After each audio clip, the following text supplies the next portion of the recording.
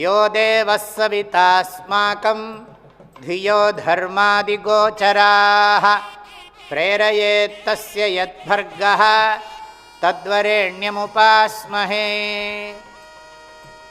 எந்த சூரிய பகவான், அறிவே வடிவான ஞான சூரியன், நம் அனைவரையும் அறவழியிலே சென்று இன்பமடைய அருள் புரிவானாக. அத்தகைய அறிவே வடிவான ஞான சூரியனை நாம் எல்லோரும் தியானிப்போமாக என்பதுதான் இந்த ஸ்லோகத்தினுடைய பொருள்.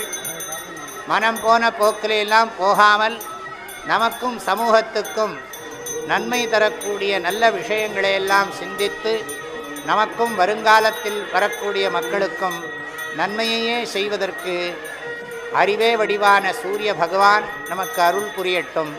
அனைவருக்கும் மனமார்ந்த மகர சங்கராந்தி பொங்கல் நல்வாழ்த்துக்கள்.